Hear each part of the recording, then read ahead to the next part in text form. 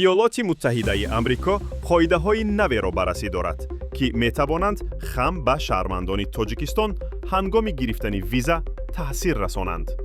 тибқи маводи нашршуда дар The Washington Post ба консулҳои амрикоӣ дастур дода шудааст, ки фарбеҳӣ, диабет, бемориҳои дил, саратон ва дигар бемориҳои музмине, ки табобати гарон талаб мекунанд, шумораи зиёди фарзандон ва ҳатто маъюбият ё эҳтиёҷоти махсусро ҳамчун омилҳои радди виза арзёбӣ кунанд.